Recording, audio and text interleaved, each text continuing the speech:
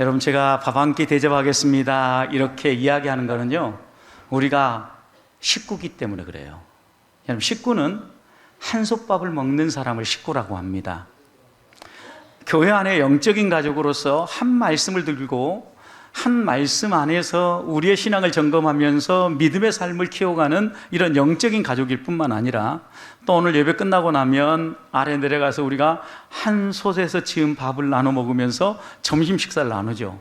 이런 식구란 말이에요. 그런데 이게 온통 주일에만 집중되어 있어요. 그래서 주중에도 우리가 식구라는 사실을 한번 기억하면서 여러분들이 옆에 앉아 계신 분하고 한번 식사도 나누고 또 차도 한 잔 마시면서 교제를 하는 겁니다. 여러분, 어떻게 생각해 보면 우리의 신앙생활이 풍성해지고 행복해지는 것은요, 이런 교제, 이런 나눔이 있을 때 행복해져요. 전에는 별로 가깝게 여기지 않은 사람도요, 식사 한번 하고 나면 왠지 가깝게 느껴집니다. 우리 남자분들은 좀 더 가까워지면 같이 목욕탕 한번 갔다 오고 나면 진짜 평생 같이 어려서부터 아는 사람처럼 친해진다고 합니다. 여러분, 이런 교제, 이런 나눔이 하나님이 한 가족으로 살아가는 우리들에게 원하시는 삶이에요. 나눔이 풍성해지고 교제가 풍성해지면 우리의 신앙생활도 더 건강하게 자라갑니다. 왜냐하면 함께 신앙생활하는 사람이 이렇게 교제하고 나누면서 믿음으로 어떻게 살아갔는지 자신의 삶에 대해서도 얘기하고, 식사하면서 나누는 이야기들, 꼭 잘한 일들만이 아니라 때로는 연약하여서 넘어지고 실패한 이야기들도 우리가 함께 나누는 거 아닙니까? 아, 나만 넘어지는 것이 아니라 장로님도 목사님도 이렇게 넘어지면서 함께 서가는구나, 이렇게 깨달으면서 격려를 받게 되고 힘을 얻으면서 믿음의 길을 당당하게 나아갈 수 있다는 겁니다. 그런 점에서 교제, 나눔은요, 우리의 삶을 풍성하게 하는 것 가운데 하나입니다. 하나님은 이스라엘 백성을 구원하고 나서 그들하고 교제하기를 원했어요. 그래서 예배하라고 한 거예요. 교제가 그만큼 우리의 삶을 풍성하게 하고 우리의 신앙생활을 건강하게 만들기 때문에 하나님이 제일 먼저 이스라엘 백성을 부르시는데, 그 부르심의 목적을 예배에 두신 거예요. 하나님 백성의 핵심 가치가 무엇입니까? 하나님을 사랑하고 이웃을 사랑하는 것이죠. 이것이 우리 주님이 우리에게 주신 율법의 요약이니까, 하나님을 사랑하면서 예배하고, 하나님을 사랑하면서 예배하면서 서로 교제하고 나누며 함께 한 가족 된 것을 이웃들과 나누면서 사랑하면서 이 믿음의 길을 걸어가라는 것이 우리 주님이 우리를 부르시고 우리를 구원하신 매우 중요한 이유 가운데 하나라는 말씀입니다. 여러분, 그런데 우리의 생명이 이렇게 풍성해지기 위해서 또 하나 꼭 필요한 게 하나 있습니다. 그것은 물입니다. 물. 우리가 물을 잘 마시고 또 물을 잘 사용할 때 건강하고 우리의 삶의 풍성함을 유지하며 살아갈 수 있습니다. 우리는 물이 풍성한 나라에서 살아갑니다. 우리나라가 물 부족 국가임에도 불구하고 물 관리를 잘해서 이렇게 그다지 부족하지 않게 살아가고 있는 겁니다. 여러분, 그런데 조금만 잘 준비가 안 되면 이번에 강릉시가 겪은 것 같은 어려움들을 우리는 겪을 수 있다는 사실을 기억해야 합니다. 생각해 보십시오. 며칠 동안 이번 내려야 될 여름 기간 동안에 비가 한 방울도 안 내리니까 그들이 쓸 수 있는 물이 제한적이 된 것입니다. 그래서 이렇게 물을 제한적으로 쓸 수밖에 없는 시민들을 인터뷰하면서 물이 제한적으로 제공되니까 뭐가 제일 불편합니까? 라고 인터뷰하는 내용들이 나왔죠. 여러분, 뭘 제일 힘들어 하던가요? 몸을 씻는 것, 이것은 좀 참을 수 있는데 날마다 먹고 난 다음에 설거지를 하려고 하는데 설거지할 물이 없다라는 거예요. 더 어려운 것은 먹고 났으니까 용변을 봐야 되는데 용변을 본 다음에 그걸 처리할 물이 없다라는 거예요. 어떻게 생각해 보면 우리에게 물이 없는 순간 우리는 오염된 채로 살아갈 수 있다는 사실을 기억해야 합니다. 우리 몸에 들어온 물도 생각해 보십시오. 물에 여러 가지 역할이 있지만 우리가 물을 먹으면 이 물이 우리 몸에 있는 노폐물들을 어떻게 합니까? 다 몸 밖으로 배출해 주는 역할들을 하는 겁니다. 여러분, 그런 점에서 물은 더럽고 오염된 우리들을 깨끗하게 해주는 매우 중요한 역할을 하고, 우리가 씻는 것도 생각해 보십시오. 오염되어서 더러워져 있는데 우리가 씻지 못하고 그대로 더러운 채 살아간다면 질병에 쉽게 노출되어지고 우리가 빨리 죽을 수밖에 없다는 것을 금방 알게 되는 거죠.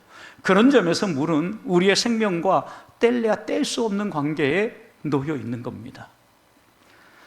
어떻게 생각해 보면 이런 소중한 물을 우리가 잘 활용해야 되는데, 오늘 하나님께서 주시는 말씀은 18절 보니까 물두멍을 만들라는 말씀이에요. 18절 보십시오. 너는 물두멍을 무엇으로 만들어라? 노수로 만들어라. 그리고 그 받침도 노수로 만들어서 뭐 하게 하되? 씻게 하되 그랬어요. 그것으로 해막과 제단 사이에 두고 그 속에 물을 담아라, 이렇게 얘기합니다.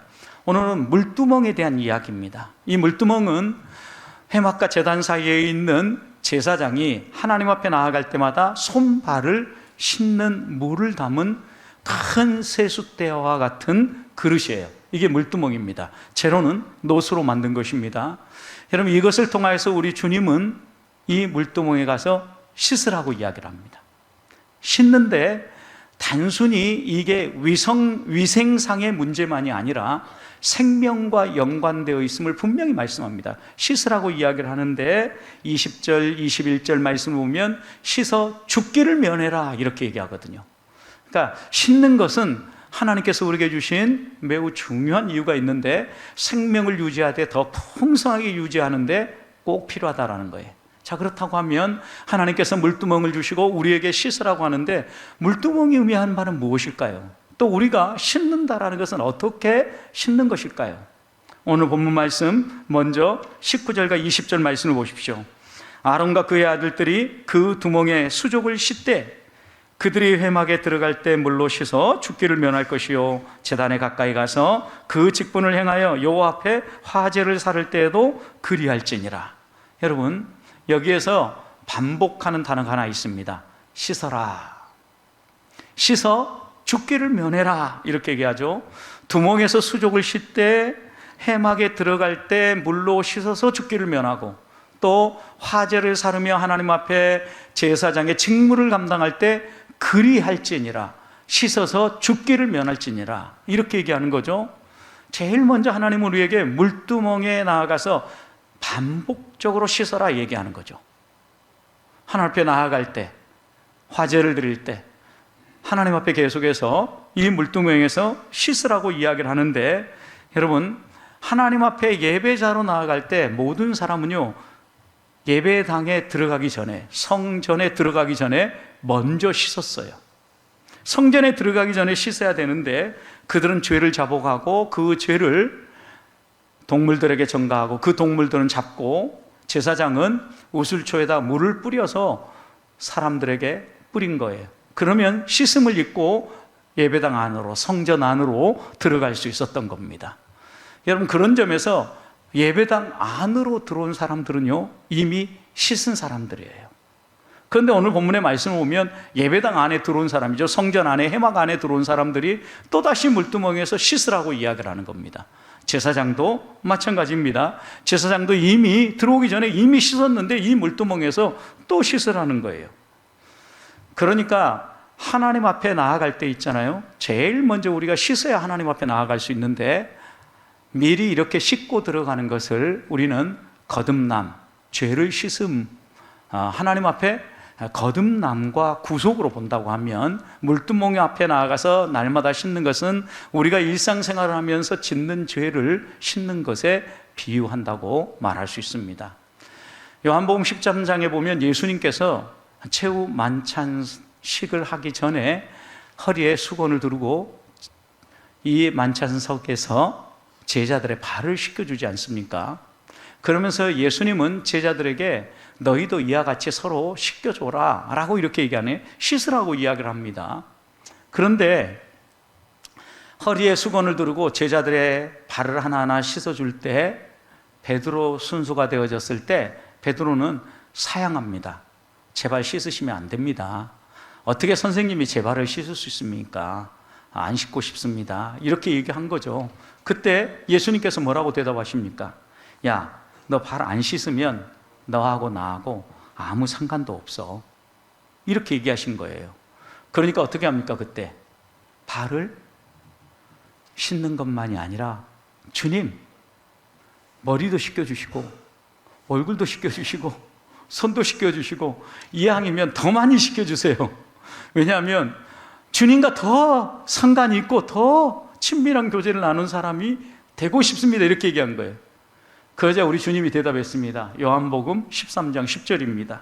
이렇게 얘기하시죠. 예수께서 이르시되 이미 목욕한 자는 발밖에 씻을 필요가 없느니라.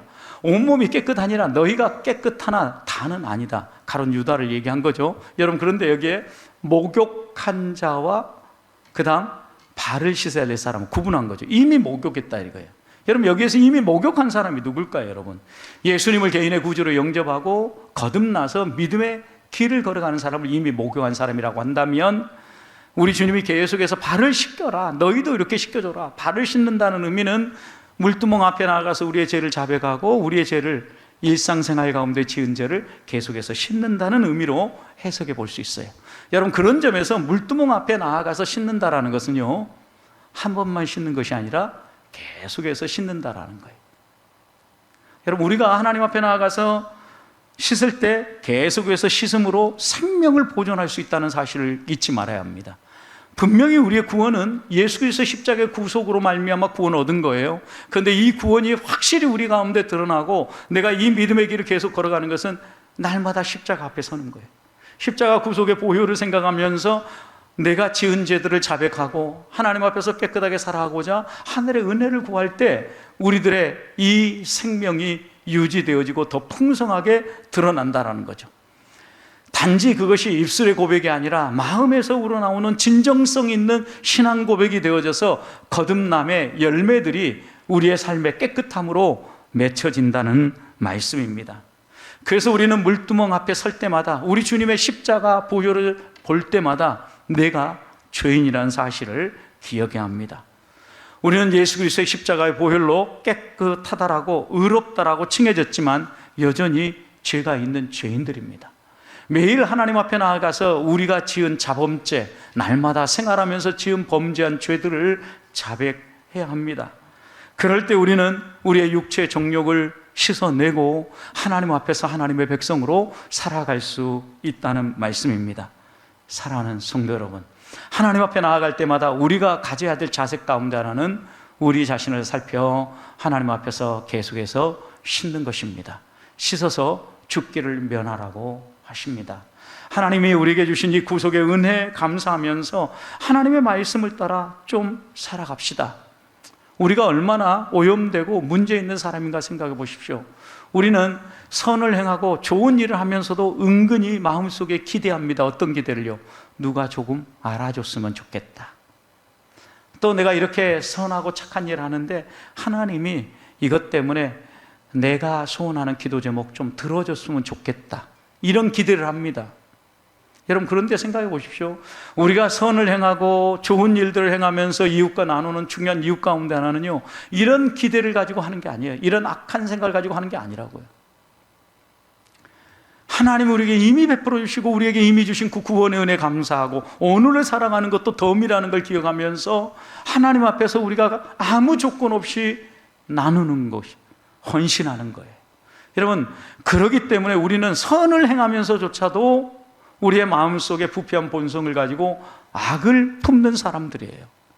무언가 반대급부를 생각하고 또 남이 인정해주고 알아주기를 원하는 그런 마음을 가지고 무언가를 행한다라는 거예요.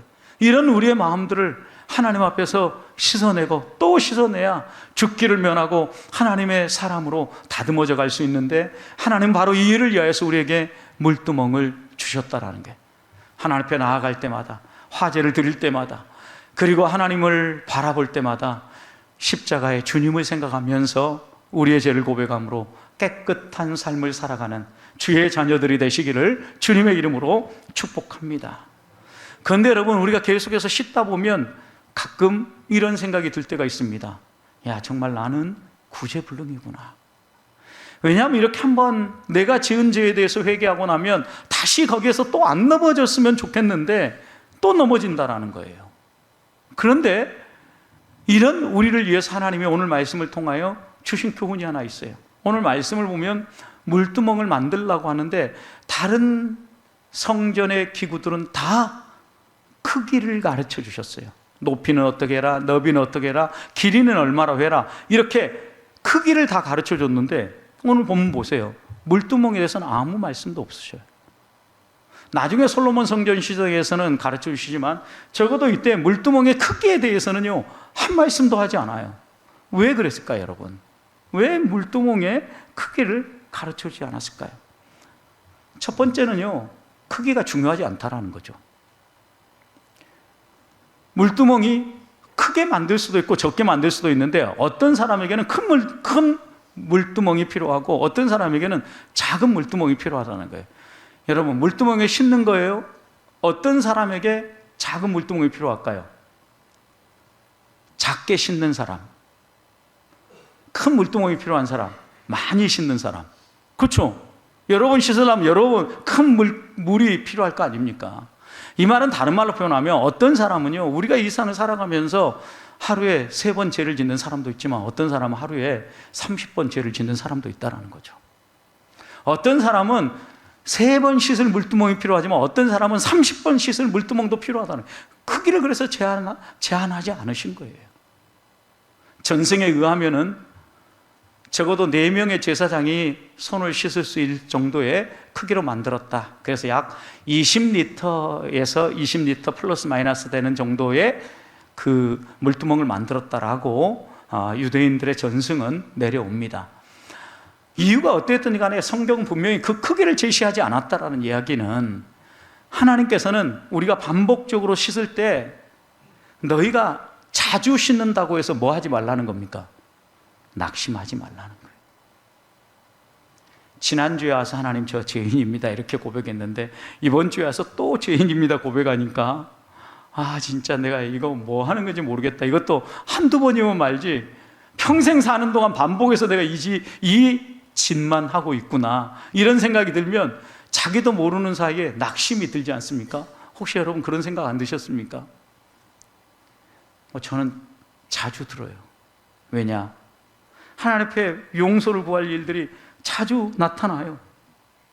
그런데 이렇게 낙심될 때 하나님은 자주 씻는다고 해도 책망하지 않으신다라는 것을 전제하면서 이 물두멍 크기를 말씀하지 않는 거예요.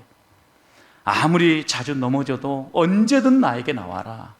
너희가 나에게 와서 죄를 자백하고 고백하면 내가 깨끗이 씻어준다라고 약속하고 있는 겁니다.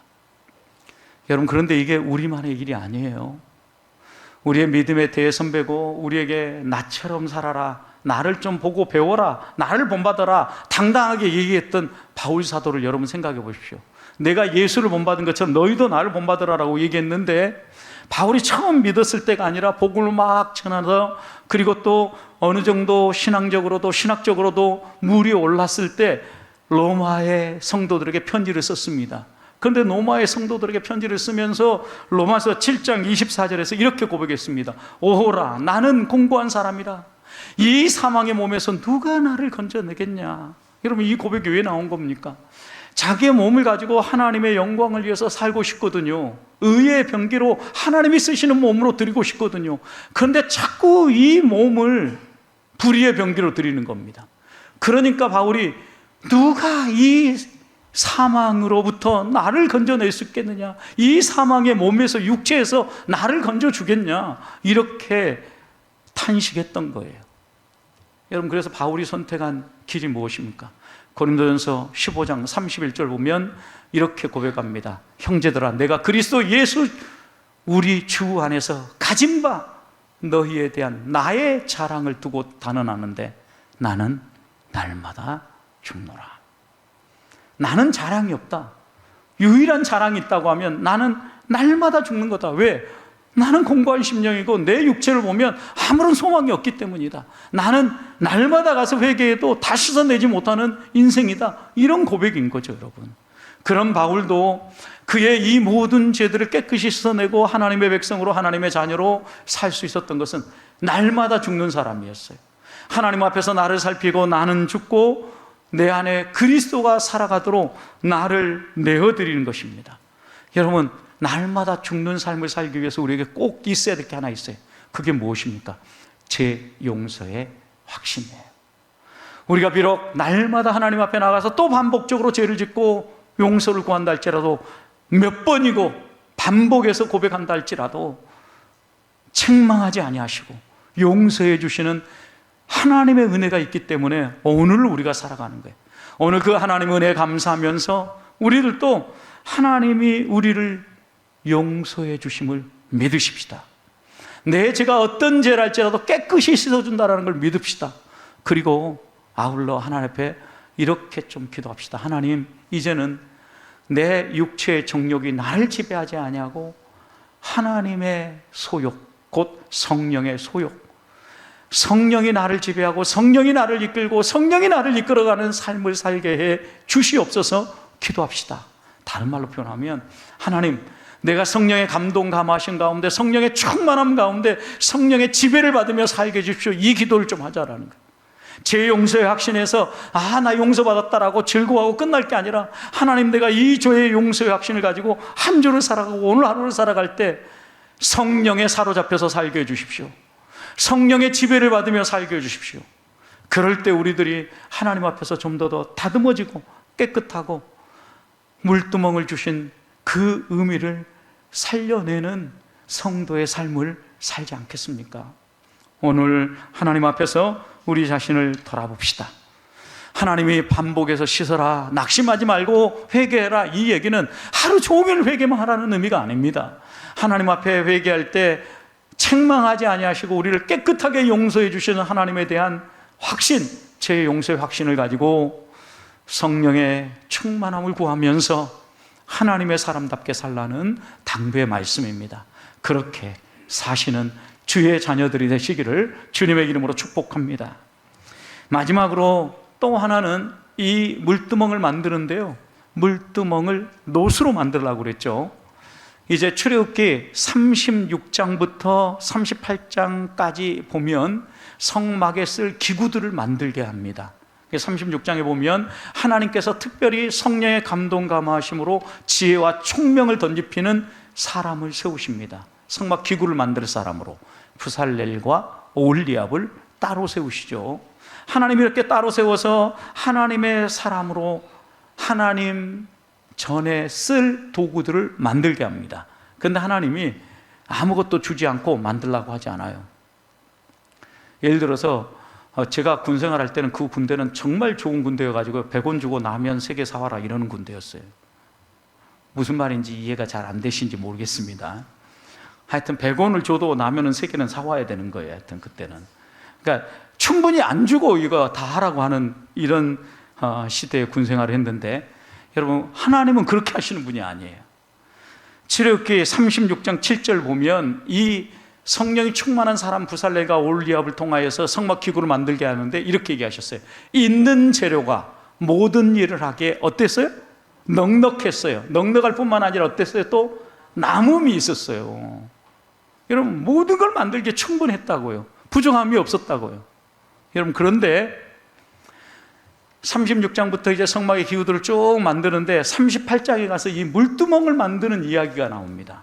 38장에 가서 물두멍을 만드는데 38장 8절 보면 물두멍을 이렇게 만들었다고 소개를 하는데, 그가 노수로 물두멍을 만들고 그 받침도 노수로 하였으니 곧 해망문에서 수종 두는 여인들의 거울로 만들었더라.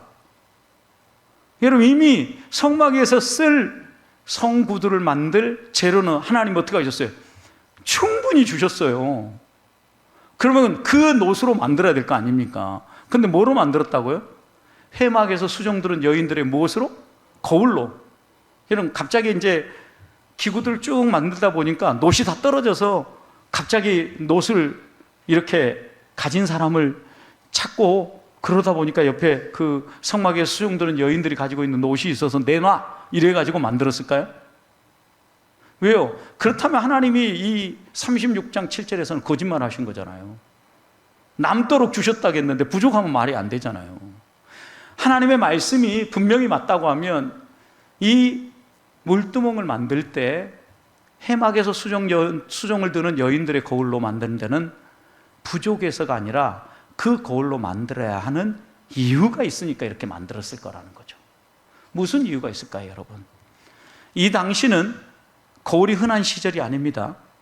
왜냐하면 우리나라도 놋거울을 사용하던 시절을 생각해 보십시오. 어떤 사람이 놋거울을 가졌습니까? 특별한 위치에 있거나 어떤 특별한 이벤트가 있어서 선물을 받은 사람, 이런 사람들이나 놋거울을 가지고 있었고, 보통 사람들이 거울을 소지할 수는 없었어요. 그 해막에서 수종드는 여인들은 아마도 해막에서 제사장들과 레위인들의 식사를 준비해서 서빙했거나 또 청소를 하면서 이 회당 전체를 관리했던, 청소하는 이런 사람이었을 것이다 라고 생각을 합니다. 여러분, 그러니까 이 여인들이 놋거울을 가지고 자신들도 살피고 이 놋거울을 통해서 단장도 하고 아마도 이러지 않았을까요? 분명히 거울의 역할은 자기를 살펴서 돌아보는 거죠. 그런데 그런 거울을 수집해서 물두멍을 만들었어요. 그럼 사람들이 이 물두멍을 만들어 물두멍에 가서 자기 손을 씻을 때 뭘 볼까요? 제일 먼저 자신부터 보겠죠. 깨끗한 물에 자기 얼굴이 환하게 비치는 것처럼 거기에다가 여인들의 손 거울에 해당되어지는 거울 재료를 가지고 이 물두멍을 만들었으면 얼마나 물도 깨끗하고 거기에 또 깨끗한 화면에 자신의 모습이 비춰졌겠습니까? 분명히 이 말씀 속에는 하나님 앞에 나아가서 너희 자신을 살펴서 씻으라는 의미가 담겨져 있는 거예요. 그러니 여인들의 거울을 모아서 물두멍을 만들지 않았겠냐라는 거예요. 여러분, 신앙생활도 생각해 보십시오.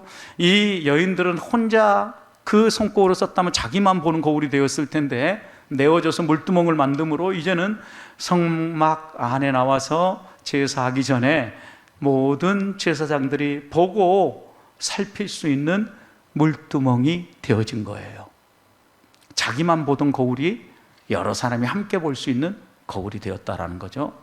여러분, 하나님도 우리가 하나님 앞에 나아갈 때마다 함께 예배하면서 서로 자신을 살피고 또 하나님 앞에 회개하라고 얘기하는데, 여러분, 신앙생활은 함께 할 때 내 자신이 보여요.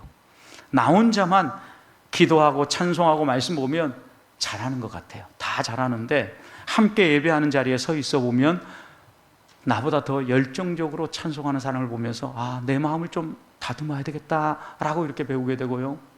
또 성경을 읽을 때 열심히 읽고 또 열심히 그 말씀을 아멘으로 받는 사람을 보면 나는 왜 하나님의 말씀을 이렇게 받지 못하는가 나를 돌아보면서 내가 하나님의 말씀을 대하는 태도를 바꿔야 되겠다, 이렇게 마음먹기도 합니다. 여러분, 결국 우리가 함께 신앙생활하는 것은 옆에 있는 사람을 통해서 나를 보고 나를 살피면서 하나님 앞에서 회개할 거 회개하면서 다듬어가라는 거예요. 여러분, 물두멍을 통하여서도 우리 자신을 살피고 하나님 앞에서 나를 돌아보라고 얘기했는데, 하나님이 우리를 살필 수 있는 믿음의 형제 자매들도 주셨는데 그보다 더 확실한 걸 하나 더 주셨어요. 그것은 말씀이에요. 말씀이라는 거울 앞에 우리를 세워야 된다는 것은 히브리서 저자는 그 말씀이 거울 역할을 한다는 것을 이렇게 표현했어요.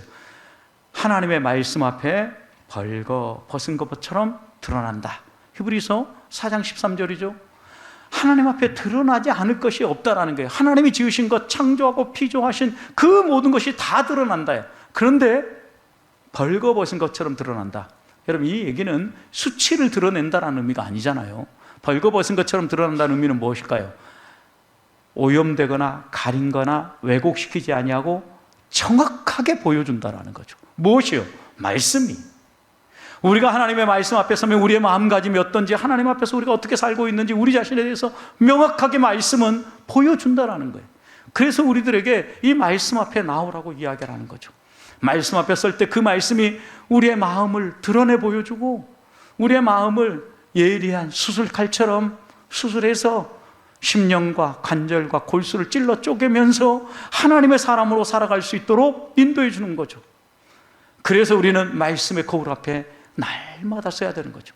물두멍 앞에 서서 우리 자신을 살핀다라는 것은 말씀 앞에 서서 우리를 살핀다는 것이고, 우리를 위해서 십자가에 매달리신 예수 그리스도의 구속과 예수 그리스도의 은혜를 바라보면서 나를 살핀다라는 의미예요. 사랑하는 성도 여러분, 하나님 앞에서 우리 자신이 물두멍 앞으로 나아가 씻어 죽기를 면하라는 말씀의 의미를 다시 한번 새겨봅시다. 우리 주님이 우리에게 씻어 죽기를 면하라고 말씀하신 것은 씻고 또 씻으라는 겁니다. 씻고 또 씻는다고 해서 낙심하지 말고 계속해서 씻으라는 겁니다. 이렇게 씻을 때 하나님의 말씀의 거울 앞에 서서 자신을 살피고 정말 하나님을 닮은 모습으로 우리를 다듬어가라는 하나님의 교훈인 줄 알고, 한 주간 살아갈 때 하나님이 우리에게 물두멍을 주신 이유를 되돌아보면서 회개하고 용서를 구하고 낙심하지 않으면서 주님을 닮은 거룩한 백성으로 살아가시기를 주님의 이름으로 축복합니다.